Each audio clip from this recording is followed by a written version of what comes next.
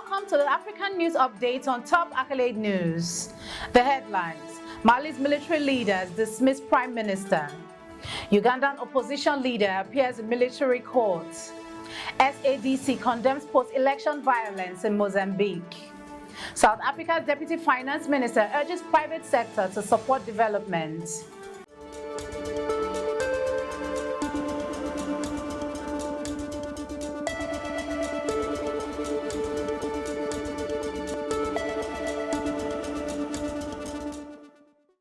In politics, Mali's military leaders dismiss Prime Minister.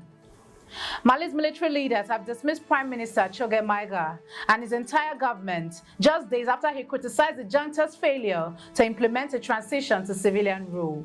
A statement read on state television on Wednesday confirmed that the president, in accordance with the Constitution and Transition Charter, has terminated Besigye's duties.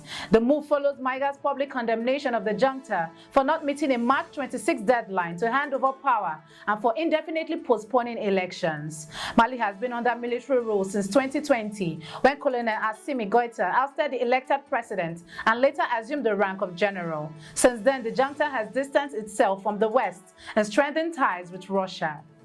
Still in politics, Ugandan opposition leader appears in military courts. Ugandan opposition figure Kizza Besigye appeared in the military court in Kampala on Wednesday after being reportedly kidnapped in Kenya days earlier.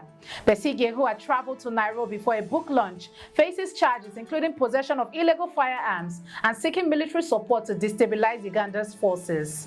His lawyer, Erias Lukwago, has criticized the Kenyan government for not intervening, accusing Uganda of violating Kenya's territorial integrity.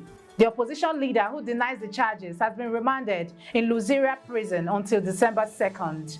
Besigye insists that his trial should be in a civilian court, not a military one. Moving on in politics, SADC condemns post-election violence in Mozambique. The Southern African Development Community, SADC, has condemned the post-election violence in Mozambique, which followed the October 9 general election, where the ruling Frelimo party secured a decisive victory.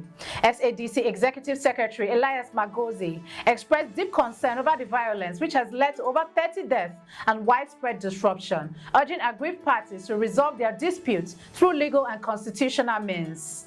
In response, Mozambique's president, Filipe Nyusi, has invited opposition leaders to dialogue, while the government has vowed to restore order, labeling the protests as acts of terrorism. Now in economy, South Africa's Deputy Finance Minister urges private sector to support development. South Africa's Deputy Finance Minister, David Masondo, has called on the private sector to help bridge a significant funding gap for the country's infrastructure development. Masondo emphasized the critical role of private capital in accelerating economic growth, given the government's fiscal constraints. He announced new initiatives to make infrastructure investments more attractive, including revised public-private partnership regulations and the introduction of credit guarantee vehicle to mitigate risk for private investors. Masondo also highlighted the pivotal role of public investment cooperation in funding key projects, particularly in renewable energy and state-owned enterprises, while ensuring financial, social, and environmental returns. You are watching the African News Update on Top Accolade News. Do stay with us. Still to come.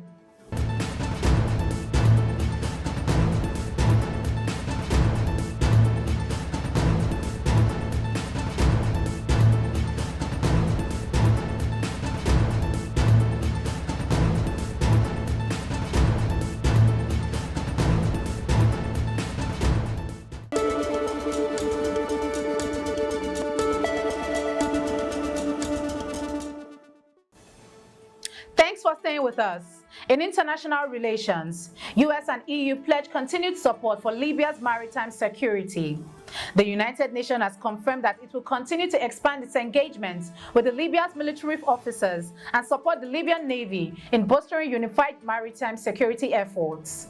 In a statement, the U.S. Embassy in Libya expressed gratitude to the Libyan Navy for its significant participation in Phoenix Express 24, a multinational maritime exercise aimed at enhancing cooperation in Mediterranean security.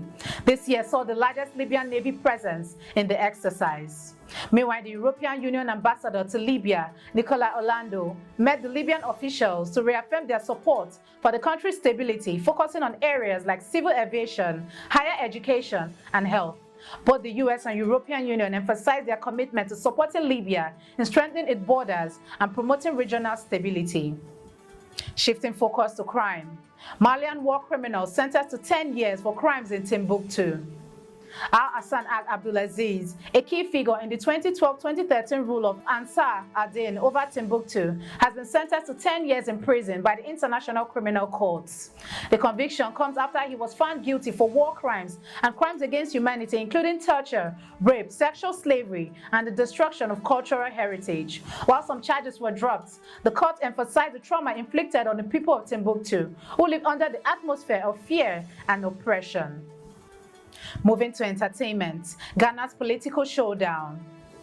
As Ghana's election season intensifies, political parties are vying for the attention of the creative sector with bold promises aimed at bolstering the entertainment industry. The ruling New Patriotic Party, NPP, has unveiled a streaming platform to promote local music, while the opposition National Democratic Congress, NDC, counters with pay-per-view television channel for live events. Both proposals seem enticing but raise more questions than answers. Critics argue that both parties are offering narrow, incomplete solutions and failing to address the broader challenges facing the creative industry. As election day nears, the question remains, will these promises lead to real progress or are just another round of political theater? The industry deserves more flashy rhetoric. It needs a clear, actionable plan for growth. Now in sports, Tanzania shocks Guinea to secure AFCON sports. Tanzania has stunned Guinea 1-0 in a crucial African Cup of Nations qualifier, securing their place in next year's tournament in Morocco. Mozambique and Botswana also claimed the final spot after impressive wins, while Botswana ending a 12-year AFCON absence. Meanwhile, four-time champions Ghana failed to qualify for the first time since 2004, following the loss to Niger. Morocco, the host nation, along with the defending champions Ivory Coast, Algeria, and others, have booked their spots for the 24-team tournament. That concludes our African news update for today. Stay tuned for more African news and developments.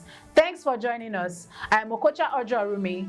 Connect and engage with us on all our social media handles. Do have a wonderful day.